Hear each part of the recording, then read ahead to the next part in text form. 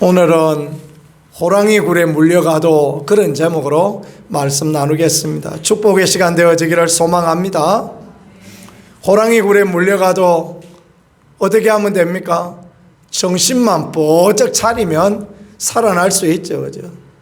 우리 선배들은, 우리 옛 어른들은 이런 이야기들을 통하여서 우리에게 마땅히 어렵고 힘들 때 어떻게 살아가야 될 것인가라는 것을 가르쳐 줬고, 또 하나님의 말씀도 어렵고 힘든 시대를 살아갔던 사람들이 어떻게 살았더니 하나님의 선한 손의 인도하심과 도우심이 있었는가라는 것을 분명하게 그렇게 가르쳐 주고 있습니다. 우리는 지난 시간 동안 에스라 1장부터 10장까지 말씀을 살펴보았는데, 오늘 그 전체를 한번 이렇게 훑어봄으로써 에스라를 통하여서 우리에게 주시기를 원하시는 하나님의 뜻은 어디 있는가, 그런 것을 생각해 보기를 원합니다. 배경이 어디입니까? 에스라의 배경은 바벨론 포로입니다. 하나님의 백성이 바벨론 포로로 잡혀갔습니다. 성전이 무너지고 예루살렘 성이 불타고 돌 위에 돌 하나 남지 않은 그런 상황까지 갔던 그 아픔의 역사가 배경입니다. 왜 이런 일이 있었습니까? 그들이 하나님만 섬겨야 되는데, 하나님만 신뢰하고 하나님만 섬겨야 되는데, 하나님도 섬기고 세상 잡신도 섬기고 우상을 섬기는 그 자리에 나갔단 말이에요. 이게 뭘 말하는 거냐 하면요, 하나님만 섬긴다는 것은 하나님의 말씀을 따라가고 하나님 중심으로 믿음의 삶을 살아가야 된다. 하나님의 법을 따라가는 하나님 우선의 신앙을 살아가야 된다. 그런데 그들이 하나님도 섬기고 우상도 섬깁니다.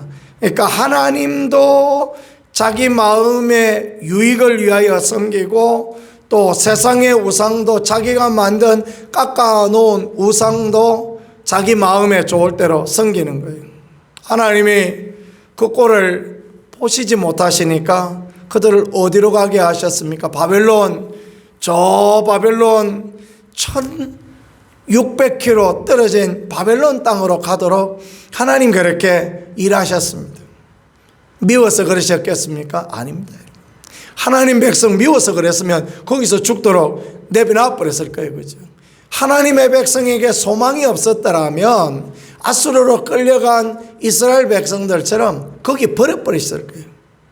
그런데 하나님은 다윗과 하신 약속이 있고, 또 메시아를 주시고란 하나님의 약속이 있기 때문에, 예레미야를 통하여 하신 약속이 있기 때문에 그 바벨론 포로 가운데에서 하나님은 은혜를 주시고, 그 가운데 하나님을 만나고 그 가운데서 살아계신 하나님의 은총을 누릴 수 있도록 그렇게 도우시고 인도하여 주시는 겁니다. 끌려갈 때 얼마나 앞이 캄캄하고 막막했겠습니까? 사람이 안 살던 곳에 가는 것이 결코 쉬운 일이 아닙니다. 그죠? 그런데 벌거벗겨져서 아무것도 없이 끌려가니 그곳에서 어떤 일을 당할지, 어떤 어려움을 당할지 모르는 그 상황 가운데 그들의 마음은 얼마나 두렵고 얼마나 힘들었겠습니까? 그래서 바벨론 가서 그들이 생각한 게 뭐냐? 우리가 뭘 잘못했지? 우리가 어디서부터 잘못되었지? 그래서 그들이 찾기 시작한 게 하나님의 말씀, 율법입니다. 그래, 우리가 말씀의 그 가르침대로 살지 못했구나. 하나님의 말씀을 우리가 다시 집대성하자. 그래서 바벨론 포로 안에서 모세오경을 다시 그들이 집대성해서 기록하고 회당을 만들고, 그리고 랍비를 두어서 그 자녀들을 가르치고 바리새인 운동이 일어나서 말씀 중심으로 살아가자. 그렇게 바뀌어졌던 것입니다. 그러니까 그 안에서 어떤 역사가 일어나느냐 하면요, 그 안에서 다니엘이 나와요. 다니엘은 어떤 사람입니까? 기도하면 사자굴에 빠지는 줄 알면서도 예루살렘을 향하여 창문을 열고 나 잡아가봐라 하면서 믿음으로 기도하는 사람, 어디에서 나왔습니까? 이 백성이 그곳에서 하나님의 말씀을 가르치고 하나님 제일 중심의 신앙을 가르쳤으니까 그런 사람이 나오는 거 아닙니까? 다니엘만 나옵니까? 다니엘의 친구들 사드락, 메삭, 아벳느고 불못불에 들어가 신상에 절하지 않으면 그래. 그래도 우리는 절대 절하지 않습니다. 하나님 우리 살려주실 거고 하나님이 안 살려주셔도 우리는 절대 절하지 않습니다. 우상을 깎아 만드는 어떤 성도가 랍비한테 가서 이야기를 했다고 합니다. 랍비님, 우리는 이거 우상을 안 만들면 못 먹고 삽니다. 그 소리를 듣고 있던 랍비가 하는 이야기가 꼭 살아야 됩니까? 그렇게 물어봤대요. 참, 그 이야기를 굉장히 의미 있게 들었어요. 꼭 살아야 됩니까? 그래요. 다니엘의 세 친구는 꼭 살아야 되는가? 그 생각을 가졌던 것 같습니다. 여기에서 믿음으로 살다가 죽어도 하나님의 영원한 나라에 갈 텐데 우리가 꼭 살아야 되는가? 우리가 꼭 이 금신상에 절해야 되는가? 우리는 절하지 않는다.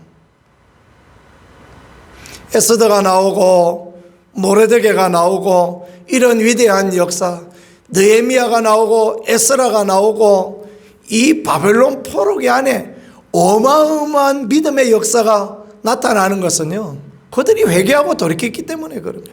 그들이 그 바벨론 포로 안에서 하나님 제일 중심을 회복했기 때문에 이런 은혜가 있게 되어진 것이고, 또 하나님께서는 그래서 그들의 삶의 모습을 보면서 바사왕 고레스를 하나님 사용하셔서 유대인들은 전부 예루살렘으로 돌아가라. 그리고 가서 너희들 성전을 짓고 그곳에서 하나님을, 살아계신 하나님을 섬기며 살아라. 그랬더니 얼마나 많은 사람이 돌아왔습니까? 스룹바벨을 중심으로 5만 명이나 돌아왔어요. 바벨론 포로 끌려간 지 50년도 넘었는데 5만 명이 돌아왔습니다.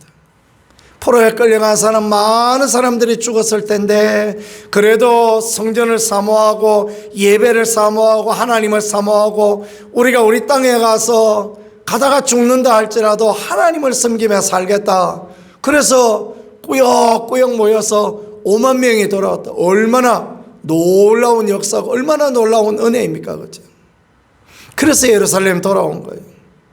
그들이 와서 무엇을 합니까? 그들이 와서 하나님의 성전을 짓기 시작합니다. 그런데 악한 것들이 장난하지요.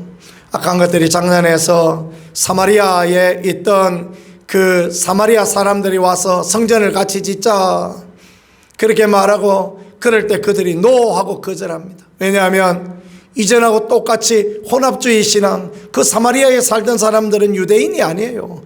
아수르가 딴 데 나라 사람들을 갖다 거기다가 데려다 놓은 거예요. 그러니까 그들하고 혼합되어지면 다시금 바벨론 포로 끌려가기 전이나 똑같이 되어버리니 노 하고 거절합니다. 믿음의 삶에는 꼭 거절해야 될 부분이 있어요. 하나님을 섬기는 일에 제대로 못 가게 하는 그 부분을 거절하는 게 꼭 필요하다라는 것을 에스라가 우리에게 보여주는 것입니다. 그리고 난 뒤에 방해로 인하여서 16년 동안 성전 재건이 무산되어지고 동력을 잃어버리고 에너지를 잃어버렸습니다. 하나님이 어떻게 하십니까? 그때 하나님께서 학개와 스가랴를 보내어서 그들에게 강력하게 말씀하시고, 너희가 성전 지대를 쌓던 날 그때 언제 어떻게 됐느냐, 하나님이 얼마나 은혜를 주시고 하나님이 얼마나 도와주셨느냐, 그러면서 너희는 판백한 집에 거하면서 하나님의 성전은 허물어져 있다는 게 말이 되느냐. 그래서 그들을 일으켜서 다시 성전을 짓게 그렇게 합니다. 이번에 누가 또 방해를 합니까? 저 강 건너에 총독들이 와서 또 방해를 해요. 믿음의 선한 일을 할 때 방해하고 낙심케 하고 절망케 하는 그런 일들이 많습니다. 그러나 이번에는 안 속아요. 지난번에는 속아가지고 16년을 성전 재건을 못했지만, 그래 이번에는 속지 않습니다. 바사왕 고레스가 우리에게 칙령을 내려주어서 성전을 건축하고 돌아가라 그랬는데 무슨 말이냐? 바사왕 고레스의 칙령을 찾아보라. 담대함으로 나아갔죠. 그러니까 하나님께서 이들의 그 선한 뜻을 보시고 바사왕 고레스의 칙령을 앙메다궁에서 찾게 하셔서 드디어 다리오 왕의 조서를 통하여서 이제 예루살렘의 성전 건축하는 일을 도우라.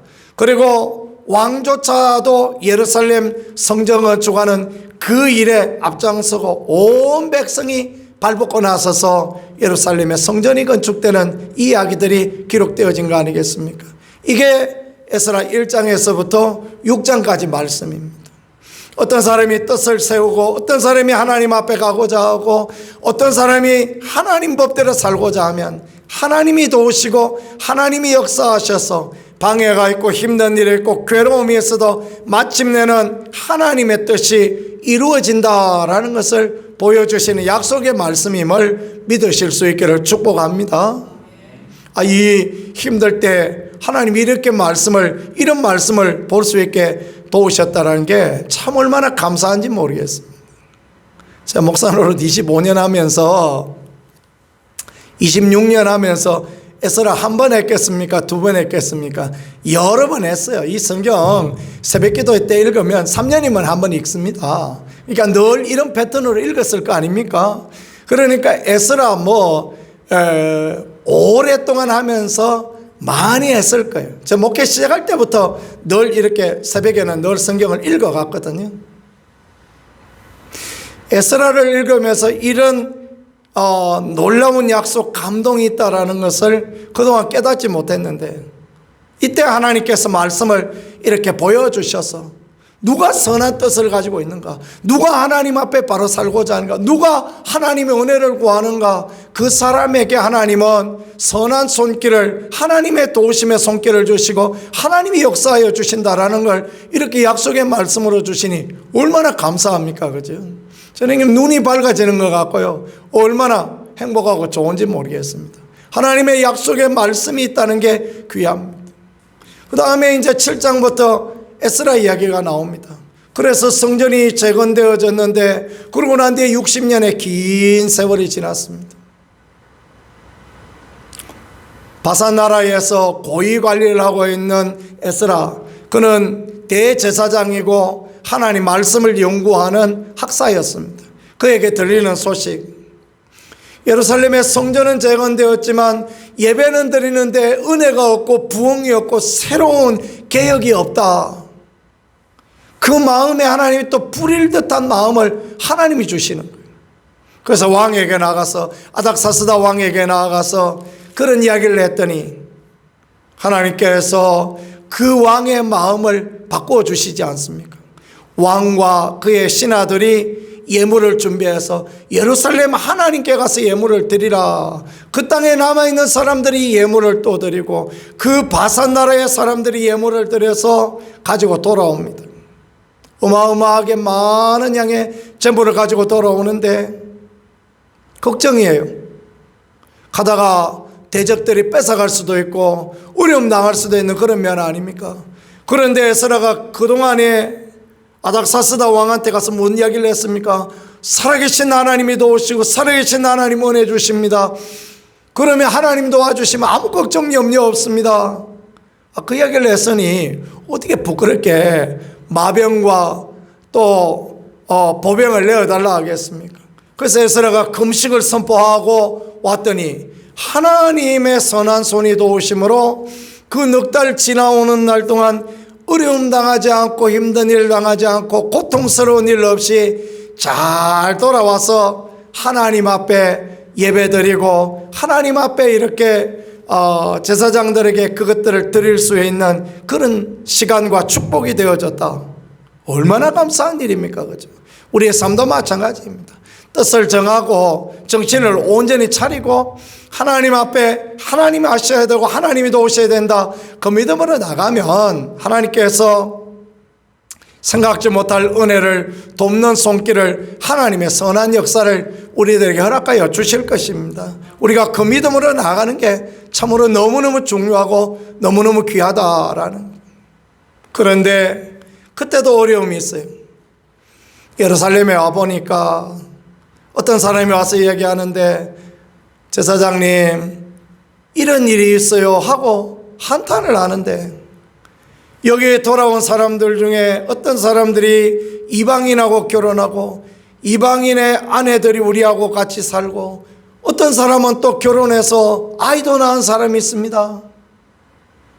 그리고 그 이방신을 섬기는 일들이 우리 가운데 만연해 있습니다. 제사장도 있고 레위도 있고 문지기도 있고 노래하는 자도 있고 일반인도 있고 만연해 있습니다.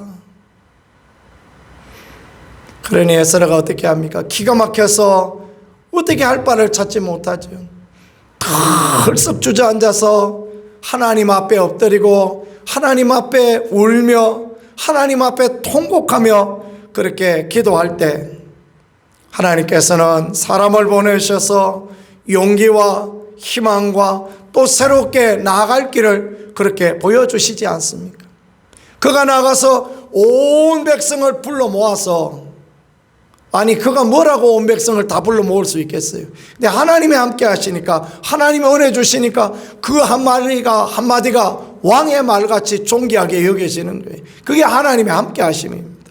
그리고 그들이 회개하고 이방 여인을 돌려보내겠다. 그래서 제사장들부터 해서 돌려보내고 하나님 앞에 속죄 제사를 지내고 레위인도 문지기도 노래하는 자도 전부 앞장서니까 하나님께서 어떻게 하십니까? 그 땅을 회복하시고 하나님의 은혜를 더하여 주셨다. 이 에스라를 통하여 보여주시는 말씀 아니겠습니까? 이게 여러분 똑같은 패턴인 것을 아십니까?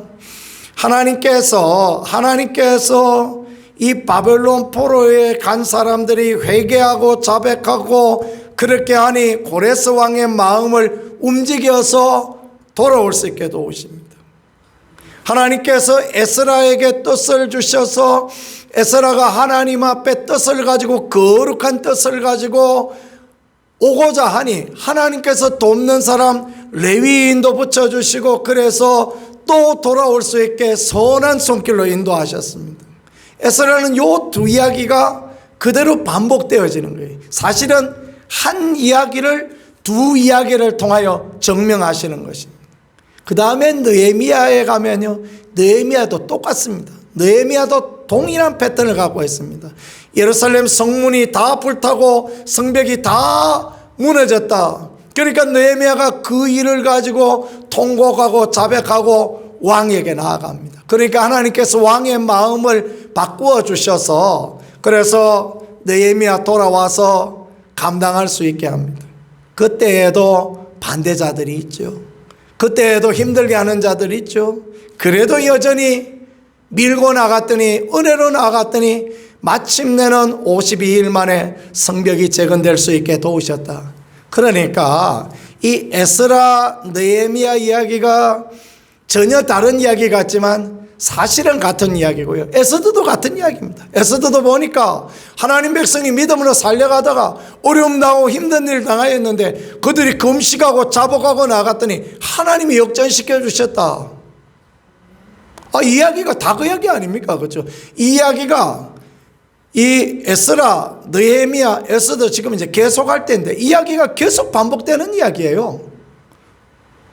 왜 하나님 반복하시겠습니까? 우리들은 하고 반복하시는 거예요. 위기 가운데는 우리 가운데 하나님이 그렇게 일하시고, 우리도 하나님 앞에 정신을 차리고, 우리도 하나님 앞에 회개하고 자복하고, 우리도 하나님 앞에 금식하고, 하나님 앞에 간절하게 나가면 하나님 우리 가운데도 그런 일을 이루어 주시겠다고 하나님이 그렇게 우리에게 약속의 말씀으로 주심을 믿으실 수 있기를 축복합니다. 뭐 해야 되겠습니까? 우리 하나님 앞에 엎드려져야 됩니다. 우리 하나님 앞에 울며, 하나님 앞에 통곡하며, 하나님 앞에 자복하며 전심으로 하나님 앞에 나가면 반드시 하나님께서 사람을 움직이시고, 하나님께서 환경을 바꾸시고, 하나님께서 모든 역사 가운데 가장 선한 길로, 가장 좋은 길로 하나님 그렇게 역사하실 것입니다. 그러나 하나님을 기대하며 믿음의 기도로 지금 이제 나아가도록 하겠습니다. 우리 이제 마음을 모아서 주여, 하나님께서 이 성경을 통하여 에스라를 통하여서 느헤미야를 통하여서 에스더를 통하여서 역사하시던 하나님께서 우리의 삶에 그렇게 역사하시고 우리의 삶에 그런 은혜를 허락하여 주시고 이 땅의 문제가 해결되게 하시고 우리 교회의 문제가 해결되게 하시고 우리가 살아계신 하나님, 능력의 하나님, 은혜 하나님을 경험하고 하나님 때문에 간절하고 하나님 때문에 기뻐하는 거룩한 믿음을 살아갈 수 있게 도와주옵소서. 이제 우리 두 손 들고 주여 한번 하고 같이 기도하겠습니다.